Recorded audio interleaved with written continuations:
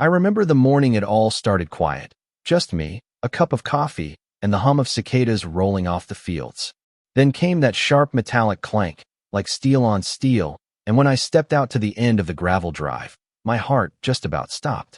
A brand new gate, thick as a prison door, welded across the only road that connected my 40 acres to the county highway.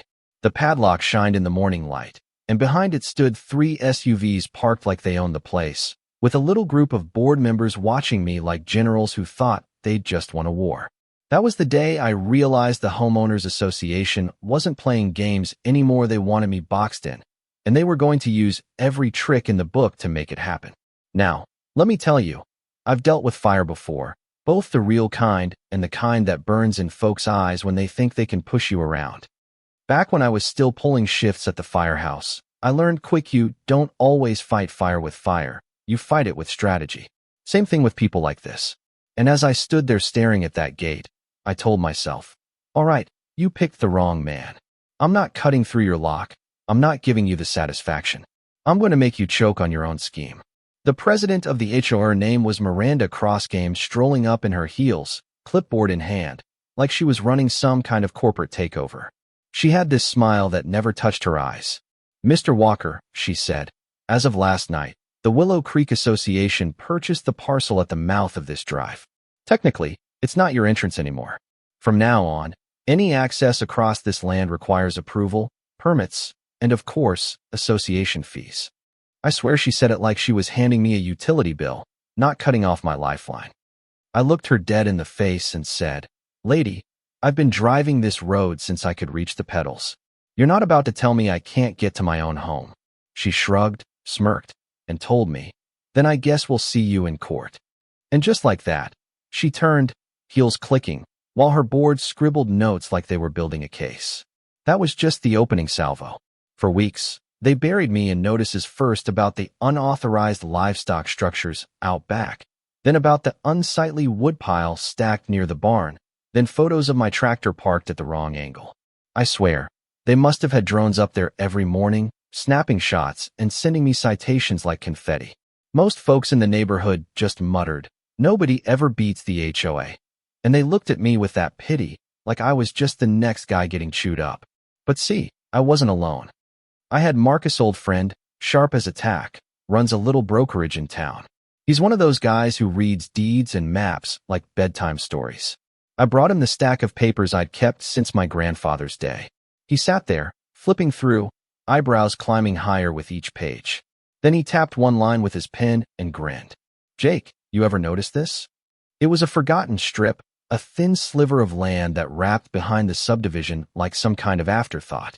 Turns out, that strip connected directly to a dirt lane that hit the county road half a mile south. If you buy this, Marcus said, they can't choke you at the front anymore. You'll have another way in. And I didn't hesitate. I signed, filed, and within days, that sliver was mine. Now here's where it got sweet. The HOA had their big annual picnic, tents, barbecue, lemonade stands, neighbors gossiping under the sun. And right in the middle of Miranda's speech about community standards, I walked up with a brass key dangling on my finger. I didn't say much, just held it up and said, this is the key to my new gate, South End. I've got a second entrance now. So all your padlocks and fences? They don't mean a damn thing. You could feel the air shift. Some folks laughed, others gasped. Miranda's face froze like glass about to crack. That was the first time she realized she wasn't holding all the cards. But people like her don't fold easy. She escalated hard. Midnight construction crews showed up at my fence line, hammering posts and running string where they had no right. I caught men in hard hats waving papers that turned out to be permits. Only problem was, the county clerk said those permits were fake. Then came the drones again, buzzing low over the barn, spooking the cattle. Sheriff Coleman himself came out, confiscated the equipment, muttering under his breath about felony charges. Things were sliding out of petty nuisance and into criminal territory. And then, the wildest twist of a woman named Claire, the HOA's own attorney, called me one evening. She sounded worn down, tired of being caught in Miranda's games. She said she had something I needed to see. We met at a diner off Highway 12, and she slid a little USB drive across the table. It's all here, she whispered. The emails, The memos proof they planned the forged permits, the fake mortgage papers, even instructions to harass you until you gave up. My hands shook when I held it, because right then I knew this wasn't just a fight over a gate anymore. This was a full-blown conspiracy, and I had the dynamite to blow it wide open. I didn't sit on it. I handed everything to my cousin Ethan, who happens to be a lawyer with the patience of a saint and the sting of a hornet when it counts.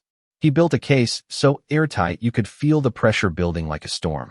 By the time the local paper ran the front-page story, HOA accused of forgery and harassment, the whole town knew. Neighbors who once avoided me started showing up with casseroles and handshakes, whispering, "We're with you now." The tide had turned. Then came the courtroom. I'll never forget it. The judge sat heavy on the bench, eyes like steel. Ethan stood tall, calm, and when he pulled out that USB and labeled it Exhibit G, the room went silent. The emails flashed on the screen. Miranda's orders, signed by her own hand, spelling out every dirty trick. Sheriff Coleman backed it up, confirming the permits were fakes, the mortgage a fabrication. I swear, I saw Miranda's lips tremble when the judge leaned forward and said, "This court finds the actions of Willow Creek Association to be fraudulent and unlawful. Damages are awarded in the amount of $500,000 to Mr. Walker, and criminal charges will proceed accordingly." You could have heard a pin drop. Then a gasp rippled through the room. But I wasn't done yet. See, while all this unfolded, I'd been quietly buying up little parcel slivers of land, a few voting shares tied to the HOA. Piece by piece, I gained control. And when the dust settled, I called a board meeting. This time, I sat at the head of the table.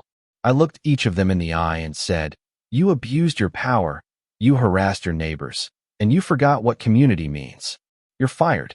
And as of today, the Willow Creek Association is dissolved.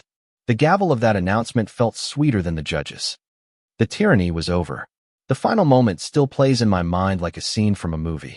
I climbed up on my old tractor, neighbors gathered on both sides of the drive, and I rammed that tractor straight through the steel gate they welded to trap me in.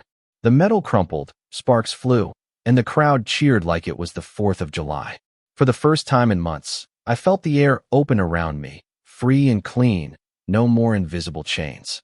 Just land, sky, and the people who'd finally remembered how to stand up together. And yet, as satisfying as that was, I know this kind of story isn't simple. Some folks still whisper that Miranda wasn't acting alone, that other board members were just as guilty but slipped away when the heat came down. Others say dissolving the HOA left the neighborhood too loose, with no one to stop real problems down the line. Me? I'll take freedom with its flaws over control dressed up as order any day. But I'll let you decide, was I right to burn the whole thing down to the ground? Or should I have tried to reform it from the inside?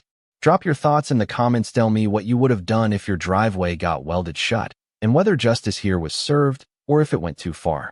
Because stories like this, they're not just about fences and gates, theory about what kind of neighbors we choose to be when power tries to squeeze us.